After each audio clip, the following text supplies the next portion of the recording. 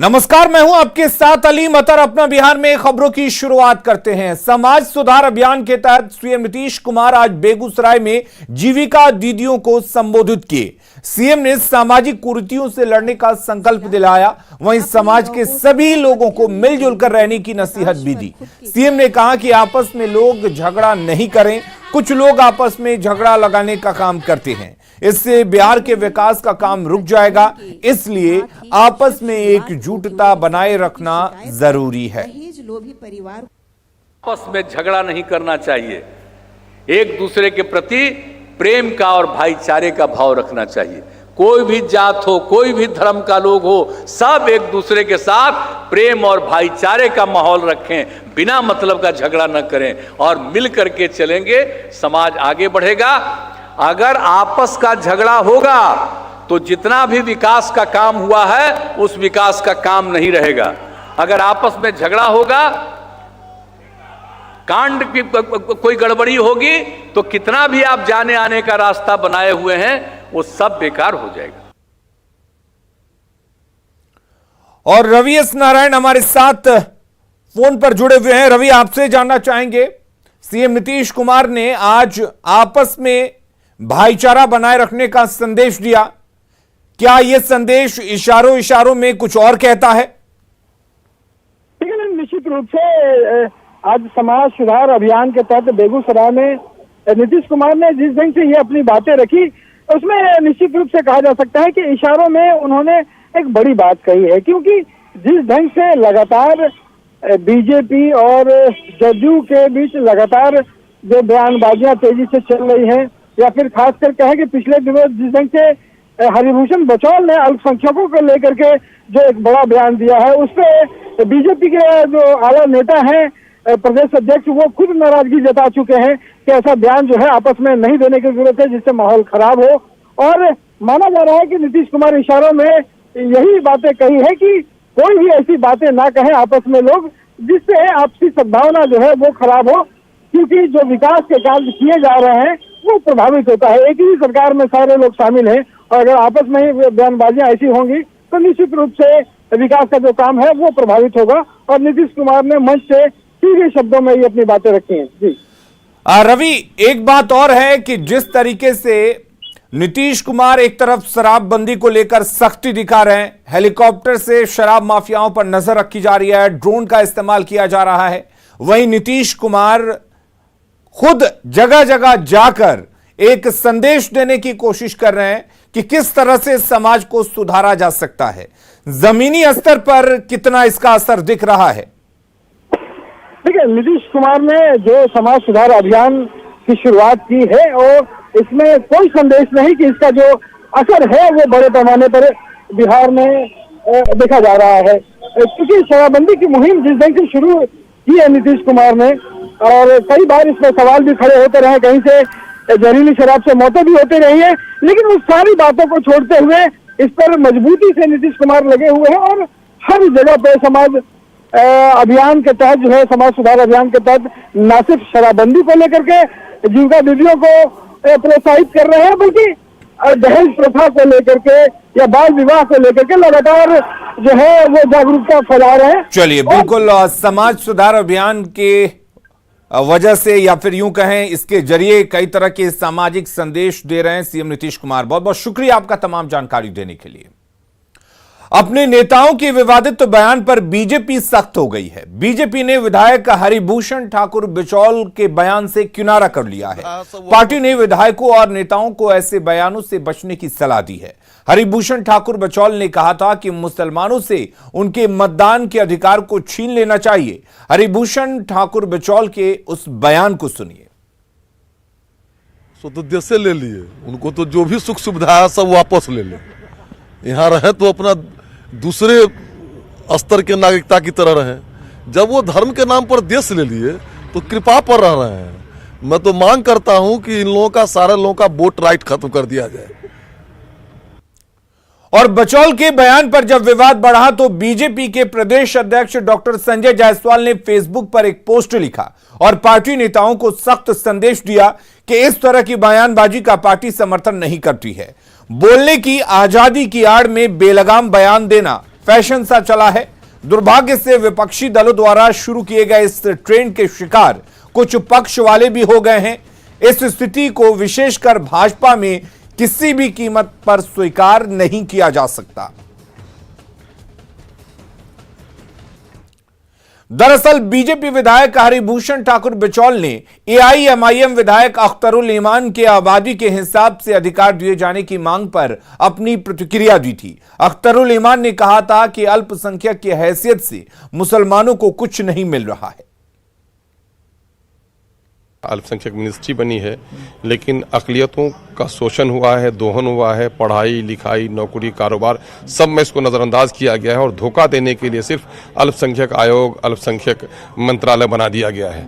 हम तो ये नहीं चाहते हैं। अल्पसंख्यक आयोग का मतलब हुआ कि उनके हुकूक से ज़्यादा देना, उनको एपीचमेंट करना, उनको ज़्यादा कुछ देना, लेकिन हमको ज़्यादा कुछ नहीं दिया जा रहा बल्कि कम दिया जा रहा है। तो जब हमको कुछ विशेष दिया ही नहीं जा रहा है तो इसे हटा दो। जो जनरल है वो जनरल में हिस्सा तय कर दो, जिसकी जितनी आबादी उसकी उतनी हिस्सेदारी। और बीजेपी विधायक हरिभूषण ठाकुर बिचौल के विवादित बयान पर जेडीयू एमएलसी नीरज कुमार ने कड़ी आपत्ति जताई है। उन्होंने कहा कि देश की आजादी की लड़ाई में सभी जाति धर्म का योगदान है। वहीं आरजेडी और कांग्रेस ने भी कड़ी प्रतिक्रिया दी है। उत्तर प्रदेश में बीजेपी की बुरी तरह से हार सामने देखकर बीजेपी के माननीय विधायक बिचौल जी का मानसिक संतुलन बिगड़ गया है। इनका इलाज इनकी सदस्यता समाप्त करके करनी चाहिए। हिंदुस्तान की आज़ादी की लड़ाई में देश के विभिन्न सामाजिक और धार्मिक समूहों ने अपनी महत्वपूर्ण भूमिका अदा की है और इस देश के अंदर में डॉक्टर एपीजे अब्दुल कलाम जैसे देशभक्त जो बिहार के विकास में जिनकी एक महत्वपूर्ण भूमिका रही है, भाई किसी धर्म और संप्रदाय के बारे में आपत्तिजनक टिप्पणी करने के पहले देश के संविधान की प्रस्तावना को पढ़ लेना चाहिए। उक्त विधायक की व्यक्तिगत राय है या भारतीय जनता पार्टी की राय है?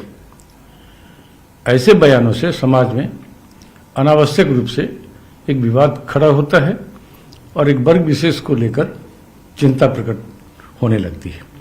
और रुक करेंगे इस वक्त एक बड़ी खबर की। पशुपालन मंत्री मुकेश सहनी ने बड़ा बयान दिया है। उन्होंने कहा है कि जहां सम्मान नहीं मिलेगा वहां से हट जाऊंगा। बीजेपी की कार्यशैली से मुकेश सहनी नाराज चल रहे हैं। बोचहां सीट पर होने वाले उपचुनाव पर उन्होंने नाराजगी जताई है। एनडीए विधायक दल की बैठक में नाराजगी जताई है। एनडीए की बैठक नहीं होती तो रास्ता अलग होगा। न, मैं तो डे वन से कहते आ रहा हूं कि मेरे बिहार में मैं राजनीति करने के लिए नहीं, मंत्री बनने के लिए नहीं आया हूं। अपने समाज के हक अधिकार की लड़ाई लड़ने के लिए आया हूं। एक परिस्थिति बन गया कि पार्टी बनाना पड़ा और जब सरकार का हिस्सा है तो मेरे लिए मंत्री पद कोई मायने नहीं रखता है। और रहा कि कुछ एनडीए में रहकर लोग गलत गलत बयानबाजी करते तो इसके लिए रोक लगना चाहिए कि कोई भी कहीं पे भी कुछ भी नहीं बोले। जैसे इससे पहले भी 2 उपचुनाव हुआ बिहार में, उसमें हमने दावा पेश किया कि ये सीट हमको चाहिए। और कोई बेवजह से क्यों लोगों को गुमराह कर रहे हैं? आज वहां की जनता तो गुमराह हो रहा है ना। तो मुकेश सहनी ने एक बार फिर से अपनी नाराजगी जताई है और साफ कहा है कि इससे पहले जो उपचुनाव होते थे उसमें उन्होंने कुछ नहीं कहा, लेकिन एक बात और उन्होंने कहा कि जहां उनको सम्मान मिलेगा वो वहां जाएंगे।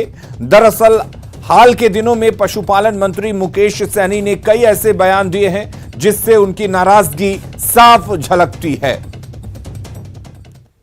और रुक करेंगे इस वक्त एक और बड़ी खबर की। मुजफ्फरपुर से बड़ी खबर आ रही है। एयर कंप्रेसर टेंट का बॉयलर ब्लास्ट हो गया है और बॉयलर उड़कर दूसरे घर की छत पर जा गिरा है।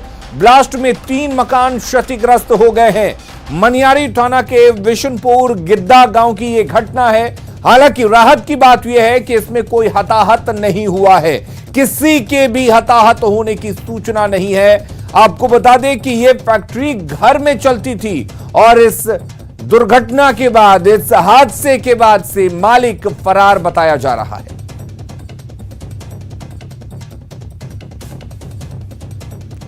और प्रियंक हमारे साथ जुड़े हुए हैं मुजफ्फरपुर से, हमारे संवाददाता।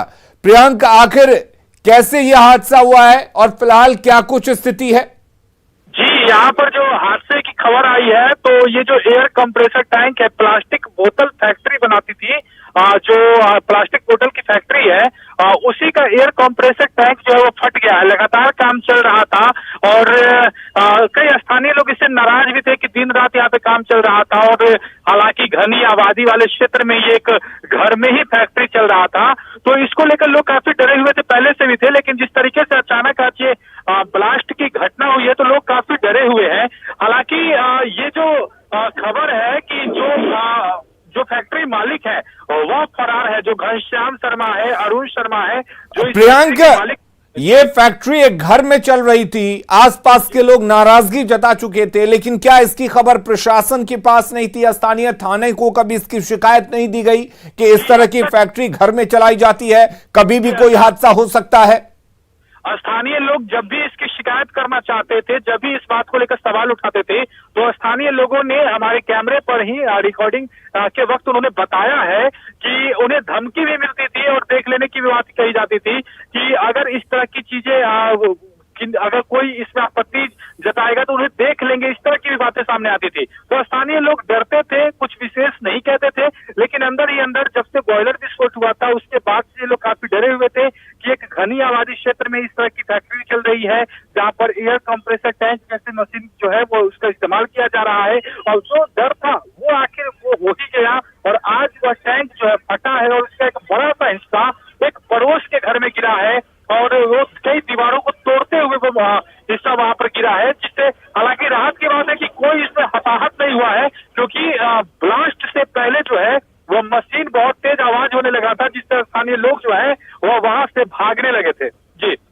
यानी कि जब ये ब्लास्ट हुआ उस वक्त फैक्ट्री में कोई नहीं था, काम जरूर चल रहा था। जी, फैक्ट्री में एक ऑपरेटर था, वो भी जब मशीन जो है वो एक अलग तरह से आवाजें आने लगी थी तो सबको लगा था कि कुछ अनहोनी हो सकती है। उसके बाद ऑपरेटर भी वहां से फरार हो गया था, उसके बाद स्थानीय लोग भी आवाज सुनकर वहां से निकल गए थे। प्रियंक, क्या पुलिस इस पर कोई कार्रवाई कर रही है? क्योंकि एक बड़ी लापरवाही है और जाहिर सी बात है कि बस्ती में इस तरह की फैक्ट्री अगर चलाई जाती है तो मामला भी दर्ज होना चाहिए। बिल्कुल, मनियारी थाना जो है, स्थानीय थाना वहां पे पहुंची है और इस मामले की जांच कर रही है, पता कर रही है कि आखिर विस्फोट क्यों हुआ है और जो लाइसेंस की बात सामने आ रही तो लाइसेंस लिया गया था कि नहीं लिया गया था और तमाम चीजों पर, तमाम बिंदुओं पर मनियारी थाना जो है वह चेक कर रही है। चलिए, बहुत बहुत शुक्रिया आपका तमाम जानकारी देने के लिए।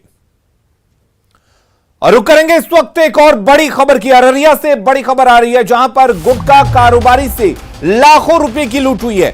दुकान में घुसकर हथियार के बल पर यह लूट हुई है। अपराधियों का सीसीटीवी फुटेज सामने आया है, किस तरह से अपराधी दुकान में घुसते हैं और लूटपाट की घटना को अंजाम देते हैं। ये तमाम तस्वीरें सीसीटीवी कैमरे में कैद हो गई हैं। फारबिसगंज के कोठी हाट के पास की यह घटना है और 5 लाख रुपए से अधिक की लूट हुई है। और आपको बता दें कि फारबिसगंज के कोठी हाट के पास यह घटना घटती है। आप तस्वीरों में देख सकते हैं, सीसीटीवी में लूट की ये तस्वीरें कैद हो गई हैं। किस तरीके से दिन दहाड़े लुटेरे आते हैं और एक गुटखा कारोबारी से 5 लाख रुपए लूट कर चलते बनते हैं। और अगली खबर खगड़िया से है जहां एक बार फिर 2 जिंदा बम मिलने से हड़कंप मचा हुआ है। दोनों जिंदा बम बखरी रेलवे लाइन के किनारे जलकुंभी में छिपाकर रखे गए थे, जिसे पुलिस ने निष्क्रिय कर दिया है। अब तक इस मामले में 3 लोगों के खिलाफ एफआईआर दर्ज की गई है, जिसमें से 2 को गिरफ्तार भी कर लिया गया है। आपको बता दें कि 2 दिन पहले बस स्टैंड के पास बम विस्फोट हुआ था, जिसमें 12 लोग जख्मी हुए थे। उसके बाद आज फिर 2 बम बरामद हुए हैं। अभी तक 3 आदमी जो इस घटना में शामिल था, 3 लोगों के विरुद्ध प्राथमिकी दर्ज की गई है। 2 की गिरफ्तारी हो चुकी है। अच्छा, और एक जो अभी जख्मी है। अच्छा, क्या जांच कहां तक चलाएगी? जांच में क्या बातें सामने आई है? अभी तक का जो जांच हुआ है उसमें अभी तक यही बात आई है कि ये जो लड़का है लाजरत है, वही कहीं से लाया था। ये कबाड़ी का चुनने का काम करता है और उसको कहीं हाथ लग गया और यहाँ आकर के जो है एक फोड़ा आवाज़ हुआ तो लोगों को लगा कि, और उसके सहयोगी दोस्त लोग जो है कहने लगा कि हम जो है फोड़ते हैं, है ना। वही फोड़ने के क्रम में जो है और ब्लास्ट हो गया, जिसमें वो लोग खुद जख्मी हुए थे और उस आसपास में बैठे लोग भी जख्मी हुए थे। कितना बम ये लोग लाया था और कहाँ से बम लाया? गिनती के बारे में नहीं बताएंगे, लेकिन 4-5 बम रहा होगा। कहाँ से लाया गया था ऐसा कुछ अभी स्पष्ट नहीं हो रहा है, चुन करके कहीं से लाया होगा। जो अभी तक पुलिस उस दिशा में काम कर रही है, वहां तक पहुंचने के लिए उधर काम हो रहा है। और दिग्विजय हमारे साथ जुड़े हुए इस खबर पर ज्यादा जानकारी के साथ। दिग्विजय, हम अभी पुलिसकर्मी को सुन रहे थे जो बयान था, लेकिन उनके बयान से यह साफ नहीं हो पा रहा है कि आखिर ये बम कहां से आए और ये बम किस लिए रखे गए थे, किस मकसद से रखे गए थे। क्या इस बारे में कुछ पता चल पाया है? जी बता दें कि 2 दिन जो पहले भी जो बम विस्फोट हुए थे जिसमें 12 लोग जख्मी हुए थे, और आज फिर से उसी जगह पे 2 जिंदा बम बरामद हुए हैं जिसको पुलिस ने निष्क्रिय किया है। और इस पूरे मामले में बता दें कि चंदन सदा है और गोविंद मल्लिक, ये 2 जो आरोपी हैं उनको पुलिस ने गिरफ्तार किया है। और ये दोनों जो आरोपी है उस पर जो आरोप लगा हुआ है, ये बम बनाने या बम लाने का आरोप नहीं है, इस पर ये बम है। 2 दिन पहले ये दोनों लड़का जो है जो बम बरामद हुआ था उसको वो लोग दीवार पे छोड़ा था, उसके आरोप में पुलिस ने इसको गिरफ्तार किया है। हालांकि जैसे ही पुलिस को गिरफ्तारी जैसे हुई है, पूछताछ में कुछ खास ये पता नहीं चल पाया है कि ये लोग बम कहाँ से लाए थे, कौन था। सिर्फ ये बता रहे हैं कि तो बम झोला में जो रखा हुआ था उसको हम फोड़े थे। यहाँ पर इन दोनों का आरोप सिर्फ उतना ही है। पुलिस एसपी से जो हमारी बात हुई है उनका साफ तौर पर यह कहना है। लेकिन दिग्विजय, ये जो दोनों बम बरामद किए गए हैं जिनको निष्क्रिय किया गया है, आखिर ये बम कैसे बरामद हुए, पुलिस को इसकी सूचना कैसे मिली? सबसे बड़ी बात यही है कि पुलिस से जो हमारी नगर थाना प्रभारी से जो बात हुई, उनका कहना है स्थानीय लोगों के द्वारा जो पुलिस गश्ती की जा रही थी उसको ये सूचना दिया गया कि यहाँ पर 2 बम यहाँ पर जो है सो मिला हुआ। उसके बाद पुलिस वहां पर पहुंचती है। सबसे बड़ी बात है क्या कि जो परसों जो बम घटना हुई थी, बम विस्फोट हुआ था, उसके बाद पुलिस को जांच करनी चाहिए थी, आसपास के इलाकों को सर्च अभियान चला करके जांच करनी चाहिए थी कि और कोई बम तो वहां नहीं रखा हुआ है। वो पुलिस नहीं बढ़ाती जांच की, जिसके कारण आज फिर 1-2 बम वहां पर बरामद हुई। तो कहीं ना कहीं ये पूरा मामला सस्पेक्टेड दिख रहा है यहाँ पर कि कौन लोग इस बम बनाने में या बम रखने में वहां पर शामिल है। पुलिस अभी तक वहां तक नहीं पहुंच पाई है और सर्च अभियान भी चलाना चाहिए था पुलिस को कि आसपास के इलाके में और तो कोई बम नहीं रखा हुआ है। ये जांच पुलिस को करनी चाहिए थी अभी तक, लेकिन वो पुलिस नहीं की है। स्थानीय लोगों के द्वारा जब सूचना दी जाती है तब पुलिस वहां पहुंचती है और फिर वो बम बरामद करती है। दिग्विजय, ये बम जो बरामद हुए हैं रेलवे लाइन के किनारे बरामद हुए हैं, तो क्या इस एंगल से भी जांच की जा रही है कि कोई बड़ी घटना को अंजाम देने की साजिश तो नहीं थी, कोई इस तरह की बात तो नहीं थी कि आतंक फैलाने की कोशिश की जा रही थी इस बम के जरिए?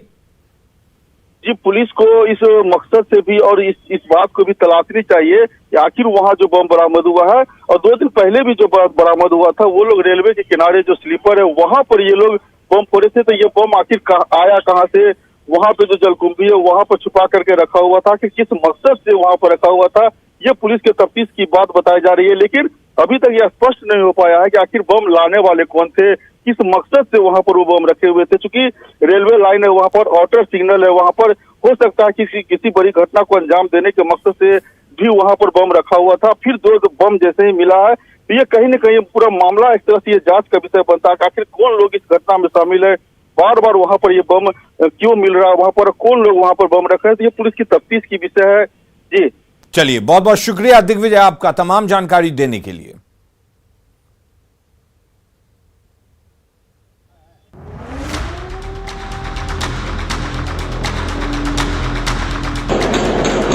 फ्लाइट अरेंज करवा के इंडिया वापस लाया जाए, मैं यहाँ से जल्द निकाला जाए। जबरदस्त सेलिंग हुई है, शायद ये मेरा लास्ट वीडियो है। हंगेरियन बॉर्डर के अंदर एंट्री करवाया।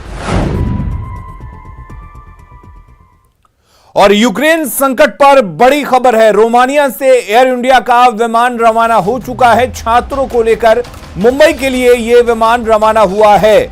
आज रात 8 बजे यह विमान मुंबई पहुंचेगा और दूसरे विमान की दिल्ली में रात 2 बजे लैंडिंग होगी। तो बड़ी खबर इस वक्त आपको बता दें, रोमानिया से छात्रों को लेकर मुंबई के लिए विमान रवाना हो चुका है। उन छात्रों को लेकर विमान मुंबई पहुंचने वाला है, रात 8 बजे लैंड करेगा। जबकि दूसरे विमान की अगर हम बात करें तो दूसरा विमान रात 2 बजे दिल्ली में लैंड करेगा। तो ये 2 विमान उन छात्रों को लेकर रोमानिया से वापस आ रहा है जो यूक्रेन में फंसे हुए थे। दिल्ली और मुंबई के छात्रों के बिहार आने का सारा खर्च बिहार सरकार उठाएगी। सीएम नीतीश कुमार ने ट्वीट करके लिखा है कि यूक्रेन में जारी वर्तमान संकट के मद्देनजर वहां फंसे बिहार वासियों को बिहार लाने के लिए राज्य सरकार पूरी तरह प्रतिबद्ध है। बिहार के स्थानीय आयुक्त को विदेश मंत्रालय के अधिकारियों से समन्वय कर समुचित कार्रवाई करने का निर्देश दिया गया है। यूक्रेन से बिहार वासियों को भी लेकर 2 विमानों के मुंबई और दिल्ली में लैंड करने की सूचना मिली है। राज्य सरकार ने निर्णय लिया है कि वहां से बिहार आने वाले लोगों का संपूर्ण किराया राज्य सरकार देगी। केंद्र सरकार ने यूक्रेन में फंसे भारतीयों को वापस लाने के लिए विशेष विमान भेजने का फैसला लिया है और इसके लिए केंद्र सरकार को धन्यवाद।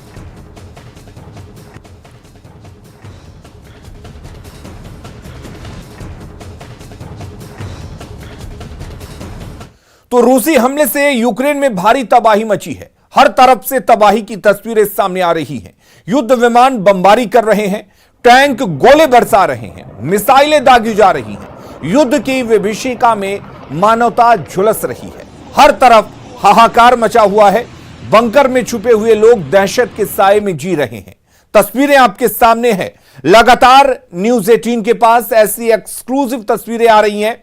छात्र हो या दूसरे भारतीय जो इस वक्त यूक्रेन में फंसे हुए हैं, वो तस्वीरें भेज कर वहां के हालात को बयां कर रहे हैं और तस्वीरें काफी डरावनी हैं। कई जगह देखा जा सकता है, आग की तस्वीरें देखी जा सकती हैं, धुआं उठता हुआ आसमानों में देखा जा सकता है। बंकरों में कई छात्र छुपकर शरण लिए हुए हैं और खबरें लगातार जारी है। बने रहिए न्यूज 18 बिहार झारखंड के साथ।